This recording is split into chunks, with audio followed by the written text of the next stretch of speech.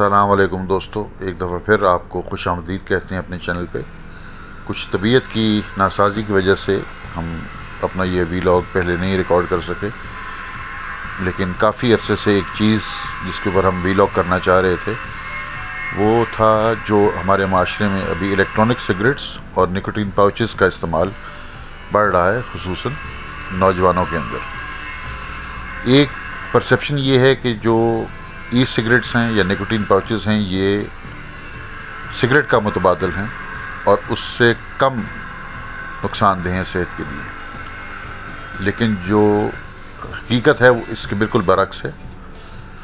ये एक आम सिगरेट जितना ही रिस्क रखते हैं इंसानी सेहत के ऊपर, खुसूसन नौजवानों के ऊपर।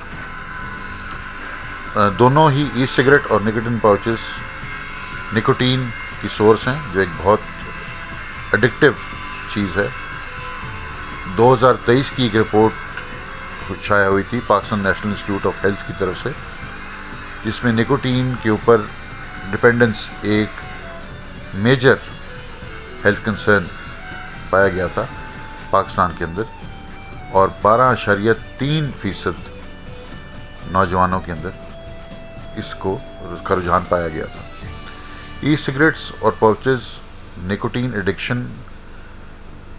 को सपोर्ट करते हैं नए लोगों के अंदर भी जो सिगरेट नोशी नहीं करते, और जो लोग सिगरेट नोशी तर्क करना चाहते हैं उनके लिए भी ये कोई फ़ायदेमंद चीज़ नहीं है, उसका मुतबादिल नहीं है। क्या क्या तिब्बी मुश्किलात इसमें हो सकती हैं? पहला तो सांस की तकलीफ़ है। ई सिगरेट्स के अंदर एक लिक्विड होता है जिसमें काफ़ी केमिकल्स होते हैं उनकी फ्लेवरिंग के लिए, जिसमें वेजिटेबल ग्लिसरीन है मिसाल के तौर पे।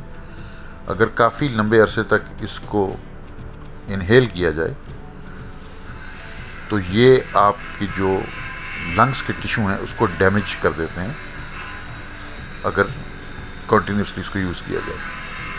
2022 की एक रिसर्च पब्लिश हुई थी journal of Pakistan medical association में, जिसके अंदर उन्होंने लंग्स के साथ और सांस की तकलीफ़, दमा हो गया या कोई और, उसको लिंक किया गया था ई सिगरेट्स, जिसको वेपिंग हम आमतौर पे कहते हैं, उसके साथ और निकोटीन पाउचेस के साथ।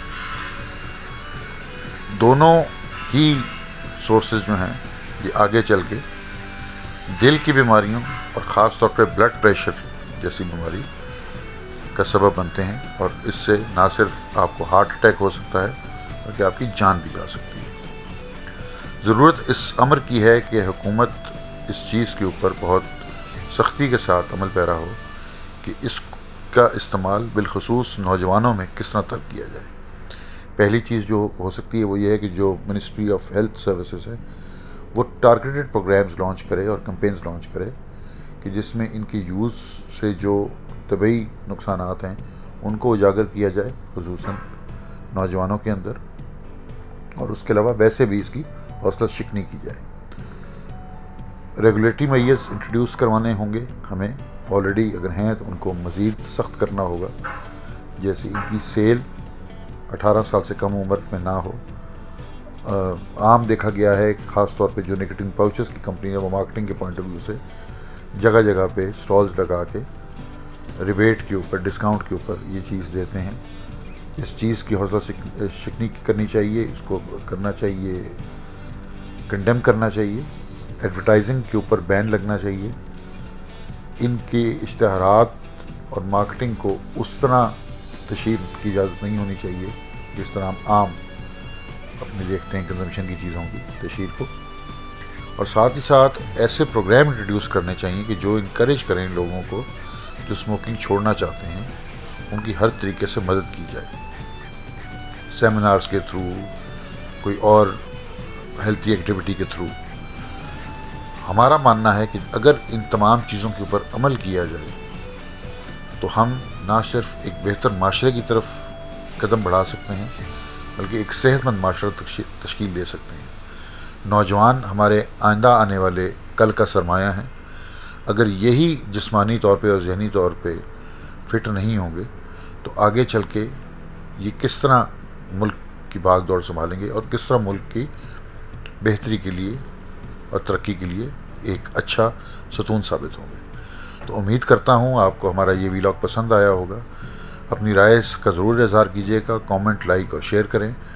اگر آپ کو لگتا ہے کہ اس کے علاوہ بھی آپ کے پاس کوئی بہتر تجاویز ہیں تو ہمارے ساتھ شیئر کریں۔